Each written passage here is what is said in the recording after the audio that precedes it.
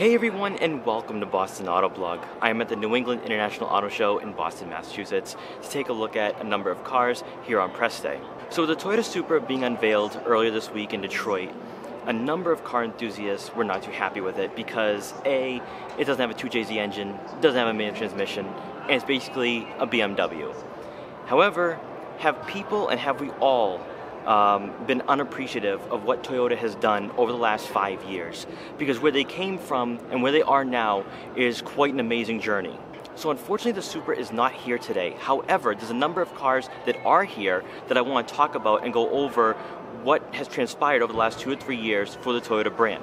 Personally, I think Toyota is the most unappreciative brand right now, especially where they're selling towards younger consumers. You look at Ford, they're getting rid of all their sedans. They got rid of the Focus RS ST and the Fiesta ST.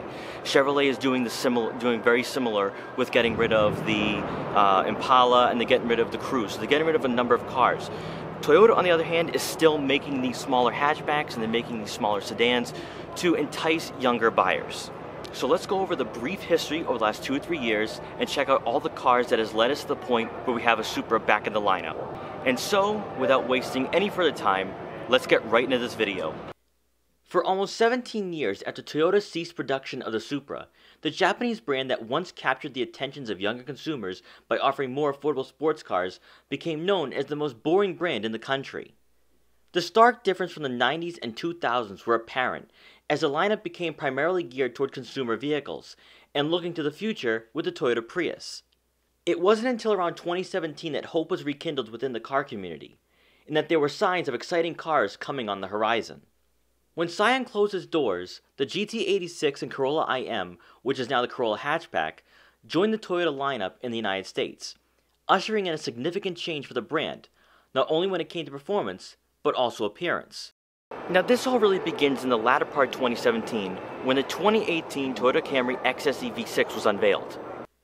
The new XSE V6 trim would offer 301 horsepower with paddle shifters to go along with the optional two-tone exterior and red leather sports seats. Toyota lowered the roof, which widened the interior, increasing shoulder room and giving the Camry more of a sports sedan feel rather than being a mid-sized four-door family car. Not present on most vehicles in the Toyota lineup at the time, an aggressive black mesh grille added to the sporty appeal, which is something we hadn't seen in many years. And also hidden in the fine print, an optional 360-degree surround view camera was offered, making the Camry one of the first sedans under $40,000 to have this feature. So not only is this the beginning of a new age for Toyota when it comes to performance, but technological advancements inside the cabin of their vehicles are slowly becoming present.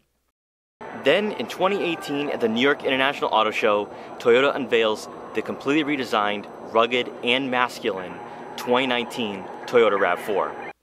This crossover that was once your average family hauler now takes on the appearance of a Jeep with square wheel arches, but also has subtle design cues taken from Lexus as well. The new RAV4 has received some high praise over the last 6 to 8 months, as some have crowned it the best crossover in its segment, which is arguably a very accurate statement when you look at the competitors.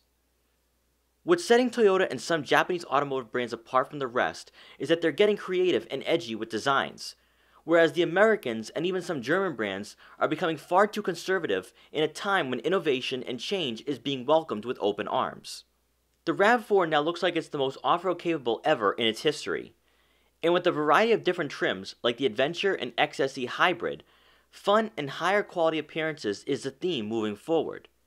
But also, they're staying relevant during the changes in consumer demands, as performance and luxury are two aspects that car buyers want, at least for the foreseeable future. A few minutes earlier, the all-new Corolla hatchback was unveiled, intriguing many fans of the manual transmission as it's optional on the 2019 model. While the small 2-liter 4-cylinder engine that puts out 168 horsepower and 151 pound-feet of torque isn't exciting many younger drivers, it is, however, a throwback to the Japanese hatchbacks of the 90s, with a twist of modern features, like 18-inch alloy wheels, leather-trimmed sports seats, and Apple CarPlay and Amazon Alexa compatibility on the XSE trim. While the Corolla hatchback may not be the most exciting car that Toyota has added in the last 2 to 3 years, they're at least trying to appeal to car enthusiasts of all ages, and that deserves some admiration. At the end of the day, what Toyota has done over the last 5 years is incredible because they were the last brand I think any of us could have seen change so drastically. I mean, really, we went from just Prius, Camry, Corolla to now having the GT86, the Corolla hatchback with the manual transmission. We have now the Supra, and there's talks of an MR2 and Celica down the road. But also, when it comes to design, they're aggressive, they're sporty, they look fun, and in fact, when it comes to the Camry XSE V6, it's actually very fun to drive as well. So guys, let me know what you think. Am I out of line for saying that Toyota is actually being very unappreciated right now?